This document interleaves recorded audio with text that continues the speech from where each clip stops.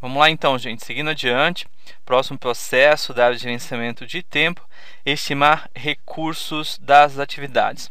Gente, essa estimativa de recursos aqui, grava o seguinte, não é dinheiro e é todo o resto, tá? Então, os recursos das atividades que vão ser estimados são recursos de quaisquer espécie, material, pessoas, equipamentos, suprimentos e etc. Mas não dinheiro, porque existe um processo específico de estimativa de custo das atividades que acontece lá na área de gerenciamento de custos, que a gente ainda vai ver. E a estimativa aqui é não só dos tipos de recursos, mas também das quantidades. Então você vai falar aqui o seguinte, eu preciso de programador sênior com as seguintes características, conhecimento da linguagem X, conhecimento da linguagem Y, tantos anos de formado, certificação ABC. Este é o tipo de profissional que eu preciso. E quais as quantidades? Eu preciso de 2 desses programadores sêniores, ok? Então, é a definição dos tipos de recursos e das quantidades necessárias para realizar as atividades que foram listadas nos processos anteriores. Uma pergunta típica que surge é, eu estimo primeiro recurso para depois estimar custos? Olha, em regra, gente, é isso, obviamente, porque o custo da atividade vai depender de qual recurso está sendo empregado na atividade e durante quanto tempo esse recurso vai estar sendo empregado. Agora, o pensamento do custo relacionado à atividade, embora você não estipule aqui qual é o custo, é claro que você tem que ter sempre isso em mente, isso é óbvio, mas em regra, primeiro vem esse processo aqui. Mas o guia fala claramente que, olha, a estimativa de recursos está intimamente relacionada às estimativas de custo. Isso é óbvio. E, em regra, primeiro você estima recursos, mas é claro que dependendo do projeto, você pode fugir um pouco disso. Imagine que o termo de abertura do projeto, que foi elaborado lá na iniciação do projeto, coloque como restrição seríssima do seu projeto, custo. Então é óbvio que num projeto como esse, na hora que você estiver aqui estimando recursos, você não vai falar de programador sênior, né? Porque programador sênior é caro. Você vai falar de programador júnior. Provavelmente ele vai demorar mais tempo para fazer o trabalho. Talvez até faça um trabalho de qualidade menor, mas você pelo menos está mantendo aí a sua fidelidade a uma restrição imposta no termo de abertura, que é o fato de que custo é problemático. Então, dentro daquela chamada tripla restrição, né? Custos é algo importante. Então é isso, né? Percebam, olha, entradas para a estimativa de recursos, lista de atividades e atributos das atividades, ou seja, 2 saídas do processo de definir atividades são entradas para esse processo aqui, que é o terceiro processo de planejamento de tempo que a gente está vendo. A entrada número 3, calendário de recursos. Gente, de onde vem o calendário de recursos? Olha, o calendário de recursos vem da área de gerenciamento de RH, de novo ressaltando aqui, né, a ideia da interatividade entre os processos de áreas distintas. Então, nesse momento aqui, eu tenho uma entrada para um processo de planejamento de tempo que vem, na prática, de um processo de gerenciamento de RH, né? Especificamente o processo mobilizar a equipe do projeto. A gente vai estudar gerenciamento de RH no terceiro módulo desse curso, só estou chamando a atenção para isso, tá? Nem sempre essa regrinha de que, olha, se um processo está acontecendo agora, todas as entradas do processo, elas foram geradas em processos que aconteceram anteriormente. Lembra do que a gente falou no primeiro módulo, quando a gente estudou os grupos de processos, né? O fato de um processo pertencer ao planejamento e etc., não quer dizer que ele tenha data e hora para acabar e nunca mais acontecer. E também o fato de eu dizer que o planejamento de tempo é algo que acontece logo depois do planejamento do escopo e antes de todos os outros planejamentos, não quer dizer que esse cara não dependa, de repente, de uma entrada que vai vir de um processo que é de uma área que a gente não abordou ainda durante o planejamento. Até porque o planejamento de projeto é feito de maneira progressiva, né? É feito em ondas, através de várias iterações. Então, você pode passar por esse processo num primeiro momento sem ter esse calendário de recursos, você planeja a primeira versão do seu plano e depois você pode voltar num outro momento para refinar o seu plano e aí nessa segunda iteração você já tem o seu calendário de recursos, porque na segunda iteração você já passou pelo processo mobilizar a equipe lá do gerenciamento de RH, tá? Ferramentas e técnicas, vamos lá. Sem perder o ritmo, análise de alternativas. Se eu estou estimando recursos, é óbvio que a todo momento eu vou estar está fazendo opções, né, entre um recurso disponível e um outro recurso disponível, tentando verificar aí qual é a alternativa mais interessante para o projeto. E aí, como a gente já disse no slide anterior, né, dependendo de quais sejam as restrições maiores, eu vou por um ou por outro caminho. É isso que essa ferramenta análise de alternativas fala, né? Nesse caso, também é uma ferramenta bem genérica, análise de alternativas. A gente, inclusive, tinha essa ferramenta lá no gerenciamento de escopo, né? Se você está atento, você vai se lembrar que no gerenciamento de escopo apareceu a ferramenta análise de alternativas, tá? Gente, atenção para um ponto muito importante. Agora a gente vai falar mais fortemente aí nos próximos minutos do nosso curso das estimativas. 4 tipos de estimativas que aparecem demais aí nas questões de prova, tá? Estimativa bottom-up, estimativa top-down, estimativa paramétrica e estimativa PERT. A estimativa bottom-up aparece aqui no estimar recursos. E as outras 3 que eu acabei de citar aparecem no próximo processo, estimar duração das atividades, tá? Vou explicar cada uma delas, mas já grava o seguinte, né? O bottom-up aparece aqui já e não aparecem as outras estimativas, tá? E as outras 3 estimativas, paramétrica, top-down e PERT, aparecem no estimar duração e não aqui. Por incrível que pareça, isso é cobrado, tá? Aquelas questõezinhas chatas de dizer que se a ferramenta X, Y ou Z pertence ao processo A, B ou C, tá? Ok? E o que vem a ser a estimativa bottom-up, então? Bottom-up, de baixo para cima. Por que ela aparece aqui em estimar recursos das atividades? A ideia é a seguinte: de repente você olha uma atividade que na verdade já foi uma decomposição de um pacote de trabalho. E ao observar aquela atividade, talvez fique difícil estimar qual é o recurso necessário para executar aquela atividade. Então, a gente está falando já de um nível de desdobramento alto, né? Porque você já decompôs o seu produto em componentes lá na EAP. Chegou aqui no gerenciamento de tempo, quando foi planejar tempo, o seu processo de definir as atividades quebrou aquele pacote de trabalho nas atividades necessárias para gerar aquele pacote. E se o seu projeto for um projeto grande, a própria atividade em si, ela ainda tem um tamanho que é um tamanho que pode não possibilitar a boa estimativa de recursos para ela. E aí o guia fala, olha, estimativa bottom-up nesse caso, o que você vai fazer? Você vai pegar aquela atividade, que é o trabalho necessário para gerar o pacote de trabalho, né? Você vai decompor essa atividade de novo, você vai quebrar essa atividade em tarefas menores, e aí, olha, você vai com mais facilidade conseguir estimar o recurso para cada uma das tarefas, e aí, através da agregação dos recursos necessários para cada uma das tarefas originadas da atividade, né, você agrega esses caras, esses recursos, e aí sim chega à estimativa mais clara de quais são os recursos necessários para a atividade em questão. Gente, é fácil demais confundir isso, porque esse mesmo raciocínio da estimativa bottom-up pode ser utilizado para estimar a duração. E a gente vai ver lá na frente que pode ser estimado para estimar custos, né? Mas veja, esse cara aqui não aparece no próximo processo, estimar duração. Deixa eu adiantar um pouquinho, dá uma olhada. Olha, estimativa bottom-up não está aqui. Estimativa bottom-up não está aqui. Olha que coisa chata. Mas eu posso usar esse mesmo raciocínio para estimar a duração? É claro que eu posso, tá?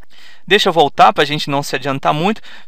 Tenha calma que daqui a pouco a gente chega lá, né? Só vou fechar aqui com as saídas. Requisitos do recurso da atividade. Óbvio, né? Se eu estou estimando recursos, eu gero como saída os recursos necessários para cada atividade. E a tal da estrutura analítica de recursos. Só estou chamando a atenção, tá? Existe essa saída. Então, existe a estrutura analítica do projeto, que é a EAP, existe a estrutura analítica de recursos, e mais adiante, no módulo 3 desse curso, a gente vai ver que existe a estrutura analítica de riscos, tá?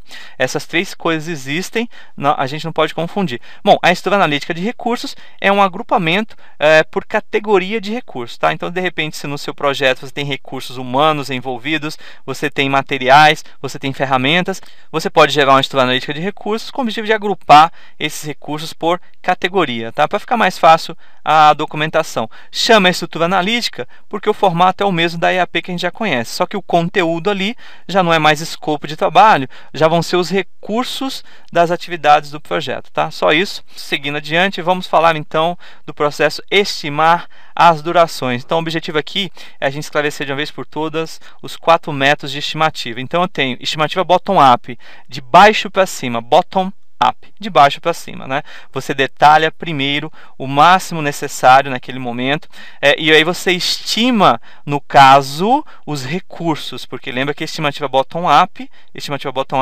apareceu no processo anterior. Um outro tipo de estimativa que aparece no guia é a estimativa por analogia, a estimativa análoga. Só que aí esse cara aparece aqui no processo estimar duração. O que é a estimativa por analogia? Ela também é conhecida, gente, como estimativa top-down, de cima para baixo, ou seja, em contraposição à bottom-up que a gente acabou de ver, top-down, de cima para baixo. Olha, a estimativa bottom-up é mais demorada. Você tem que decompor, e você leva tempo para isso. Agora, quando você gera o seu resultado, a sua estimativa, ela é muito mais precisa. A top-down, ela é o contrário, o pensamento é o contrário. Ela é mais rápida, mas porém menos precisa. Em que sentido? Olha, você estima por analogia a outros projetos. Então, de repente, você participou de uma reunião com o seu chefe e você sai daquela reunião, fica muito claro que um projeto vai ser aprovado, o seu chefe vai elaborar o termo de abertura lá, fazendo às vezes de patrocinador do projeto. Ele já falou que ele vai te nomear o gerente de projeto, e no elevador ele te pergunta: e aí, João, você vai ser o gerente desse projeto? Ficou muito claro na nossa reunião, tá tudo certo. Quanto tempo você acha que esse projeto vai durar? Veja que é uma estimativa já macro, né? Ele já pergunta de cara qual a duração do projeto, não é nem a duração de uma atividade. E já pergunta o seguinte, né? Já te pergunta isso antes de você, inclusive, iniciar o planejamento. Você pode dar uma resposta para o seu chefe? Claro que você pode, né? Vai ser um chute. Não vai ser um chute, a gente tem que falar bonito, né? Vai ser uma estimativa por analogia a outros projetos. E aí o guia fala o seguinte: a estimativa por analogia depende de informações históricas, depende de uma opinião especializada. Então, se você é especialista no projeto, até por conta disso você foi nomeado gerente, você já gerenciou vários projetos daquele tipo. Então, por analogia, ou seja, partindo de um raciocínio top-down, ou seja, olhando por cima, olhando estrategicamente, você dá uma informação, que é uma informação menos precisa, porém mais rápida. Estimativa por analogia. Então, essa ideia é comparar top-down com bottom-up, tá? Ok, gente? Então, olha, paramétrica, o próprio nome já fala tudo. Partindo de parâmetros, através de parâmetros. Então, você tem uma fórmula que utiliza relações estatísticas também de projetos anteriores, só que você consegue parametrizar. Você conseguiu construir uma fórmula de cálculo, uma fórmula de estimativa com base em alguns parâmetros relacionados a dados históricos de outros projetos. Então, é quando você, por exemplo, procura um construtor e pergunta: ô construtor, eu quero fazer uma casa e queria saber quanto vai custar a casa. E aí o construtor fala: não tem problema, eu só preciso da seguinte informação: você me diga quantos pavimentos a casa vai ter, quantos metros quadrados a casa vai ter e qual é o padrão, se é alto padrão ou se é médio padrão. Com base nisso, eu te dou um valor por metro quadrado. Então veja que é uma estimativa paramétrica, custo da casa por metro quadrado. E quais foram os parâmetros aí? Quantos pavimentos, quantos andares, né? Porque isso é importante, porque vai influenciar na fórmula de cálculo. Qual é o padrão, se é luxo ou se não é, né? Obviamente isso influencia na fórmula de cálculo.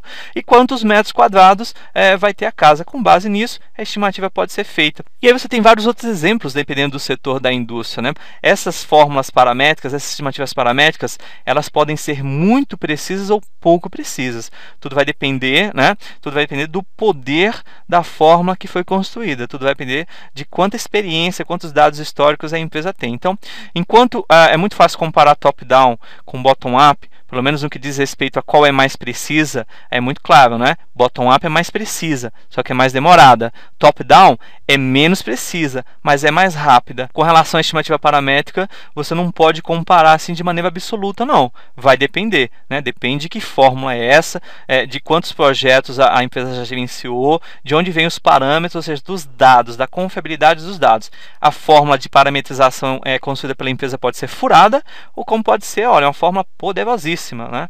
E aí é muito bom você construir métodos de estimativa paramétrica para você rapidamente, se a sua fórmula de cálculo for muito boa, rapidamente você gera estimativas e com precisão, tá? E por último, estimativa de 3 pontos. Gente, a estimativa se chama de 3 pontos, não se chama estimativa PERT, tá?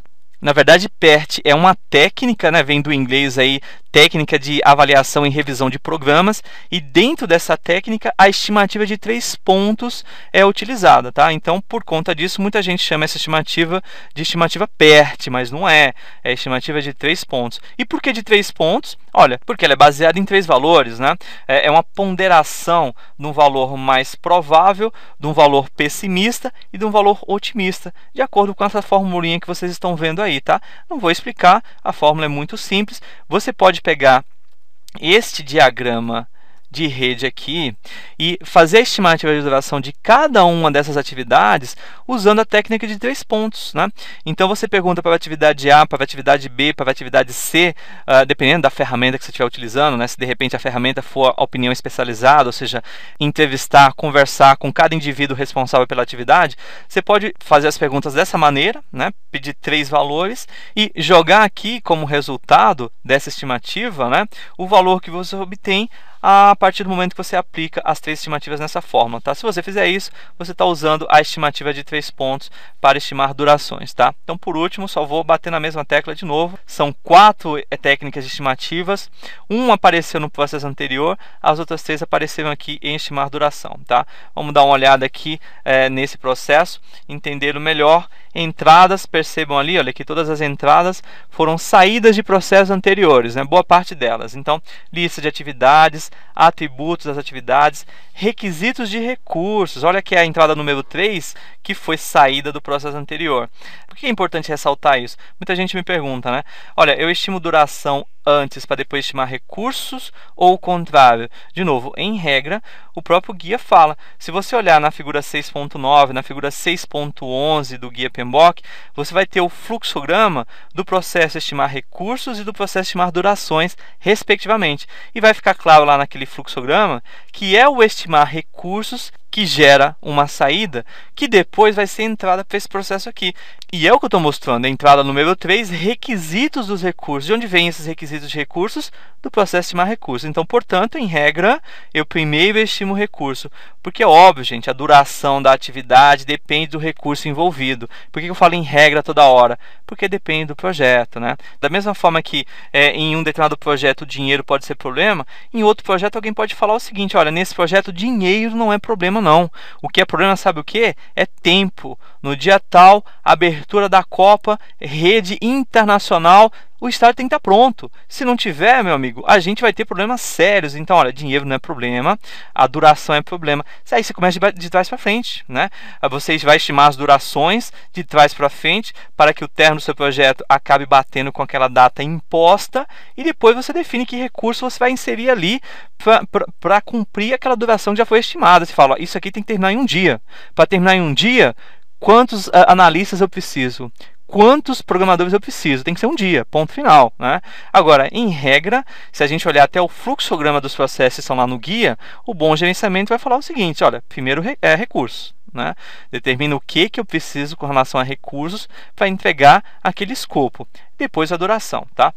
Ferramentas e técnicas, vamos passar aqui para a coluna do meio. Percebam que a estimativa bottom-up não aparece aqui. Só vou chamar a atenção para o seguinte, a ferramenta número 5, análise de reservas. Gente, análise de reservas não tem nada a ver com a aplicação de antecipações e esperas que aparece lá no processo de sequenciamento das atividades, não. Análise de reserva, gente, é o seguinte, você está estimando durações e você pode inserir dentro do seu diagrama de rede, né, que agora já está muito mais rico, você já estimou recurso, já estimou duração, já associou a cada uma das atividades, os recursos e as durações envolvidas, e aí nesse momento você pode inserir ali no seu diagrama de sequência, no seu diagrama de precedência, né, reservas de gerenciamento. Então você pode inserir, por exemplo, num projeto de 10 dias, você coloca um dia a mais para lidar com os riscos do seu projeto, tá? Isso não tem nada a ver com as antecipações e esperas, né? Antecipações e esperas são coisas inerentes ao próprio projeto. Então é algo do tipo rebocar a parede, esperar 10 dias para depois pintar. Por quê? Porque eu sei que eu estou em época chuvosa e para que o concreto seque direitinho a ponto de eu poder pintar a parede, eu preciso de 10 dias. Isso não é uma folga, né? Isso não é uma reserva de gerenciamento. Isso é uma espera necessária. Então, a ferramenta aplicação de antecipações e esperas lida com isso, né? Até porque quando essa ferramenta é citada, a gente está lá atrás no processo de sequenciar as atividades. A gente está pensando em duração de nada ainda não, né? O foco não é esse. Então, o objetivo de inserir uma espera ou uma antecipação não tem nada a ver com a duração do projeto, não. Tem a ver com relações de precedência intrínsecas ao próprio produto a ser gerado no projeto, tá? Bom, e a saída óbvia desse processo são as estimativas de duração de todas as atividades. Gente, pergunta importante: no momento em que eu terminei isso daqui, eu não tenho a data de término do projeto, não, tá? E por que não? Porque tanto estimar recursos quanto estimar durações são focados em cada atividade. O próprio processo já fala isso. A data de término do meu projeto ela só vai ser conhecida quando eu elaborar o cronograma. Quando eu associar a cada uma das atividades, não só um recurso, como uma data, né, de início e de término. Na verdade, uma data de início mais cedo e de início mais tarde, de término mais cedo, de término mais tarde. Bom, são coisas aí que o guia fala, né, no processo de elaboração do cronograma. Então, a última ressalva que eu queria fazer é essa. Já estimei as durações de todas as atividades do meu projeto? Sim. Sei quando o projeto termina? Não, não sei, obviamente, porque a data de término depende de um esforço muito maior que ainda vai acontecer no próximo processo. Vamos adiante, então. Olha, chegamos aí ao momento de resolver questões. Questão do CESP, julgue os itens relativos à gestão de projetos. 184. No início do processo de planejamento do projeto, quando todos os detalhes começam a ser especificados, é conveniente a utilização de técnicas top-down para a estimativa de duração das atividades. E tem correto, né? Foi o que a gente acabou de ver. No início do projeto, quando você está começando a especificar os detalhes, né, dos requisitos e etc., quando você tem poucas informações, a técnica mais adequada é a estimativa por analogia, porque ela é rápida. Você só tem que ficar atento quanto ao fato de que essa estimativa tende a ser uma estimativa menos precisa. Item 184, certinho, corretíssimo, conforme a gente viu na teoria. Próximo item, na fase de iniciação do projeto, a técnica bottom-up é a mais indicada. Errado, né? Se o 184 está correto, obviamente o 185 está errado. A técnica bottom-up, ela depende de muita informação. Você tem que decompor, chegar ao pacote de trabalho. Cheguei ao pacote de trabalho, você decompõe de novo para chegar às atividades lá no gerenciamento de tempo. Depois que você tem atividades, você decompõe de novo, você quebra mais um pouquinho a atividade e aí você estima o recurso, agrega esses recursos, bottom-up, né? Muita informação, é uma técnica mais precisa, mas na iniciação do projeto é muito complicado, porque na iniciação você não planejou ainda, né? Então o item 185 é errado. Item 186, caso se queira realizar uma estimativa de custos que seja mais exata possível e se disponha de uma única oportunidade para isso, deve-se utilizar uma técnica de estimativa top-down. Bom, a questão aí é de gerenciamento de custos, então eu fiquei maluco. Eu coloquei essa questão de propósito aqui, tá? Para não perder a oportunidade, a gente acabou de estudar as técnicas, e aí lembrar o seguinte, as técnicas que a gente estudou aqui, elas valem em vários outros casos. Então, bottom-up, top-down, paramétrica, até mesmo a PERT, podem ser utilizadas lá para estimar custos. E, na verdade, a gente vai ver, quando a gente for estudar a gerenciamento de custos, que elas aparecem, sim, lá dentro como ferramentas e técnicas, tá? E veja que, mesmo não sabendo disso, o próprio contexto da questão já nos permitiria resolver, né? A gente não sabe nada de gerenciamento de custos ainda, mas dá para resolver essa questão? Claro que dá, né? Olha, realizar uma estimativa, vamos tirar custos, né? Realizar uma estimativa mais exata possível, dispondo de uma única oportunidade para isso, técnica bottom-up, né? A mais exata possível não pode ser a top-down, porque a top-down é por analogia. Então, se você quer a mais exata possível, e se você não vai ter uma outra oportunidade para estimar, vai ser a primeira e única estimativa, meu amigo, bottom-up, tá? Vai dar mais trabalho, vai demorar mais, mas vai ser a mais exata possível, tá? Então, 186, errado. Questão do CESP 2009, provinha da Agência Nacional de Aviação Civil, né? Meus amigos aí aeronautas. O processo estimativa de custos envolve a determinação dos recursos, pessoas, equipamentos ou material, das quantidades de cada recurso que devem ser usadas e do momento em que cada recurso deve estar disponível para que as atividades do projeto sejam realizadas. De novo, né? De novo é uma questão que aborda a área de gerenciamento de custos, eu já estou meio que adiantando, mas percebam que o final do enunciado, depois da primeira vírgula, ele está falando, na verdade, do processo estimar recursos, né? O processo estimar recursos que a gente acabou de ver é que determina os recursos, pessoas, equipamentos ou material, em tipos ou em quantidades, né, que vão ser usados no momento em que cada recurso tiver que estar disponível para realizar as atividades. Então, o enunciado fala do processo de estimar recursos, que é um processo da área de gerenciamento de tempo, que a gente acabou de ver, mas ele inicia dizendo que esse processo na verdade, de estimativa de custos, né? E, portanto, essa questão está errada. Tudo bem, gente? Vamos terminar por aqui. A gente tem que ver ainda o último processo de planejamento do tempo, que é o processo de elaboração do cronograma, e o último processo da área de gerenciamento do tempo, que é o controle. Beleza? Então vamos terminar por aqui. A gente volta daqui a pouco para terminar a área de gerenciamento de tempo. Um abraço.